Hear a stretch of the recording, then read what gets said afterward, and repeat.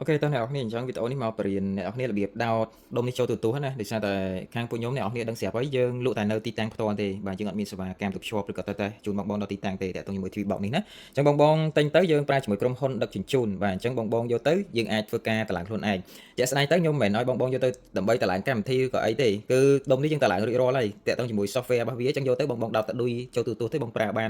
ហើយដោតដុយសម័យឥឡូវក៏អត់មានសាំញ៉ាំដូចសម័យមុនដែរអ្នកនរគ្នាណាបាទសម័យមុនយើងមាននេះអានេះអាឌុយទេយើងដោតម្ដង3អញ្ចឹងនៅតែបងចេះដោតហើយដល់ពេលសម័យឥឡូវដោតតែមួយខ្សែទេអញ្ចឹងបងរត់តែងាយស្រួលទៀតហើយបាទអញ្ចឹងសម័យមុនបងដឹងបើចាក់ពីអានេះដូចជាក្បាល DVD មួយអញ្ចឹងណាបាទអញ្ចឹងនៅពេលដែលយើងចាក់ដូច DVD អញ្ចឹងយើងមិនត្រូវដោតពណ៌សក្រហមលឿងឲ្យវាត្រូវតែអានេះអត់ទេអត់មានសក្រហមលឿងទេណាបាទខ្ញុំចូល HDMI មើលបន្តិចដោតតែមួយខ្សែហ្នឹងទេណាអត់មានសក្រហមលឿងទេខ្សែវាមានតែ HDMI ហ្នឹងតែមួយទេអញ្ចឹងគឺវារត់ទាំងអស់ហើយរត់ទាំងសលេងរត់ទាំ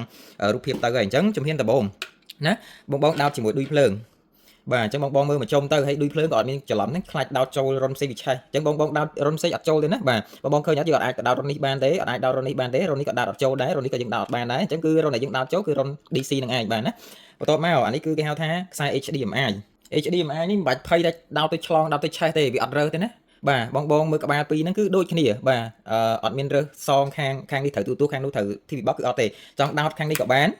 ចង់ដោតខាងនេះក៏បានដែរណាវាអត់រើសទេណាបាទបងដោតទៅហើយក៏មិនបាច់ភ័យថាតិចដោតខុសរុនគឺដោតខុសរុនក៏អត់ចូលដែរអានេះរុន USB ទេយើងដោតមិនក៏អត់ចូលដែរអញ្ចឹងត្រូវ HDMI នឹងឯងអូខេបន្ទាប់មកហើយធ្វើមិនទៀតបន្ទាប់មកហើយបងស្គាល់ហើយអានេះគឺភ្លើងណាបងយើងដោតចូលជាមួយព្រីភ្លើងមកហើយនៅសល់មួយទៀតយើងទៅដោតចូលទូរបស់យើងមកហើយទូបងមើលទៅរុន HDMI អញ្ចឹងទូវាមានរុននឹងដូចគ្នាណាបាទទូបងខ្លះមាន1 2ឬក៏3ឬក៏ទូខ្លះមានដល់4 5មកអញ្ចឹងបងដោតទៅរុនណាក៏បានដែរនៅលើទូតែមុនដោតហ្នឹងជួយសម្អាតរុះដីរុះអីចេញទៅកុំឲ្យវាមានដីមានស្នឹមណាបាទអញ្ចឹង HDMI លើលោកនេះបាទខ្ញុំនិយាយចឹងហ្មងគឺឲ្យតែ HDMI គឺអញ្ចឹងទាំងអស់បាទកុំភ័យថាទូខ្ញុំតិច HDMI ផ្សេងដល់អត់ត្រូវអត់ទេលើពិភពលោកនេះ HDMI គឺមានតែប្រភេទហ្នឹងមួយទេលើកលែងតែវាមាន mini HDMI ឬ micro HDMI នឹងវាជារឿងផ្សេងហើយទូក៏អត់ដែលមាន mini ឬក៏ micro HDMI ដែរគេធ្វើមកគឺ HDMI នឹងតែម្ដងណាអូខេឥឡូវចឹងហើយខ្ញុំទៅដោតជាមួយនឹងភ្លើងហើយចូលទូឲ្យបងមើលបាទចុះឥឡូវនេះខ្ញុំបានដោតហើយឃើញទេបាទភ្លើងខ្ញុំចូលមកកាន់ព្រីភ្លើងមកហើយនេះខ្ញុំដោតចូលទូខ្ញុំតាម HDMI ឥឡូវខ្ញុំបើកកុងតាក់ភ្លើងសិនដោយសារខ្ញុំប្រើនេះតោះតែបើកកុងតាក់បានមានភ្លើងចូលហើយបងចាំមើលដុំហ្នឹងឃើញទេវាចេញភ្លើងពណ៌ខៀវបានន័យថាដុំបើកហើយយើងធ្វើមិនទៀត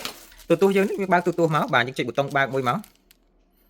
បាទឃើញទេបាទទូវាចេញមកនេះតិចទៀតវាចេញជាមួយនឹង program របស់ដុំរបស់យើងមកហើ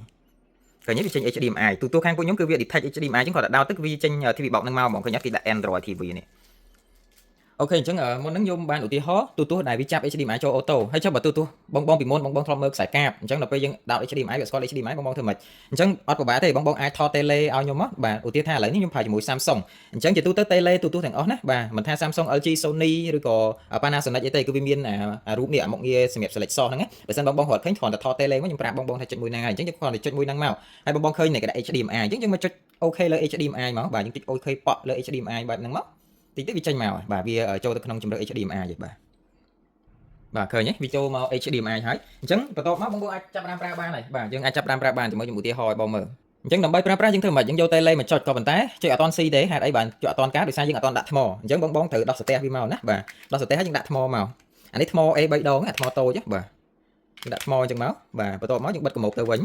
ញហើយសម្រាប់ការដាក់ថ្មនេះគឺបងអាចចាំវាមក plate ស្មើដើម្បីឲ្យវាភ្ជាប់ជាមួយនឹងដុំនេះអូតូដោយសារ tele យើងជាប្រភេទ tele Bluetooth បាទអញ្ចឹង tele Bluetooth បានន័យថាយើងបងចុចបញ្ជាទៅខាងណាក៏វាស៊ីដែរតែបើសិនជាវាអត់ទាន់ភ្ជាប់ Bluetooth បងឃើញខ្ញុំបញ្ជាមកនេះវាអត់ស៊ីទេបាទអញ្ចឹងតើតែវា connect ជាមួយ Bluetooth យើងចាំវាមក plate មកដើម្បីវា connect Bluetooth ក៏យើងអាចបាទបញ្ជាបានឃើញខ្ញុំបាញ់ទៅណាក៏វាស៊ីដែរឃើញអញ្ចឹង tele យើងល្អមែនទែនចង់បាញ់ឆ្លងជាងបាញ់អីក៏វាស៊ីដែរពួកនេះណាបាទអញ្ចឹងអានេះវាដូចទូរស័ព្ទមួយអញ្ចឹងបាទចាំមើលខ្ញុំឧទាហរណ៍ជាក់ស្ដែងទៀតឥឡូវឧទាហរណ៍ថាទូរស័ព្ទបងចង់ភ្ជាប់ Wi-Fi អញ្ចឹងយើងធ្វើម៉េចបាទទូរស័ព្ទយើងមិនមែនយកមកដំបូងយើងភ្ជាប់ Wi-Fi ផ្ទះយើងអូតូអត់ទេគឺយើងត្រូវចូល setting ត្រូវអត់បាទអញ្ចឹងខ្ញុំចូលមកក្នុង setting ឲ្យបងមើលមកបាទចាំបន្តិចនេះយើងចូលមក setting បែបនេះបាទអញ្ចឹងហើយយើងចុចកន្លែង Wi-Fi អីចឹងមកហើយយើងចុចជាមួយនឹងឈ្មោះ Wi-Fi ដើម្បីវាយលេខកូដបាទអញ្ចឹងអាដុំ TV Box យើងដូចគ្នាដោយសារដុំ TV Box យើងអត់អាចថាច់អេក្រង់បានទេអញ្ចឹងយើងប្រើ tele បងឃើញកន្លែង setting ហ្នឹងអត់បាទយើងចុច OK មកនេះប៊ូតុង OK លើ setting ហ្នឹងមកហើយដុំរបស់យើងគឺភាសាខ្មែរទៀតណាបាទអញ្ចឹងអត់ពិបាកឲ្យបងឈឺក្បាលភាសាអង់គ្លេសទេឃើញគេដាក់បណ្ដាញនឹងអ៊ីនធឺណិតអញ្ចឹងបងចុច OK លើហ្នឹងចឹងមកបាទហើយយើងចុចទៅលើឈ្មោះ Wi-Fi ចឹងមកហើយបន្ទាប់មកវានឹង load លេខកូដឲ្យយើងមកចាំមើលបាទខ្ញុំសូម zoom out ទៅវិញនេះវា load អក្សរមកឲ្យបងចង់ចុចអីគេបាទលេខ1យើងចុចលើលេខ1អីចឹងមកបាទអញ្ចឹងយើងចុចលេខកូដឲ្យត្រូវហើយយើងមកចុចគ្រីសមកគឺភ្ជាប់បានហើយចង់មើលកម្មវិធីចឹងដែរបងចង់មើលកម្មវិធីអីចង់មើល YouTube យើងចុចលើ YouTube មកបាទចង់មើលប៉ុស្តិ៍ទូយើងចុចលើប៉ុស្តិ៍ទូអត់មានអីសាមញ៉ាំពិបាកប្រើទេអានេះដូចទូរស័ព្ទចឹងបងចេះប្រើទូរស័ព្ទបងចេះប្រើដុំហ្នឹងហើយបាទអញ្ចឹងមានតែប៉ុណ្្នឹងឯងកុំឲ្យវីដេអូវែងពេកបងឆ្ងល់អីអាចសួរបន្ថែមបានណា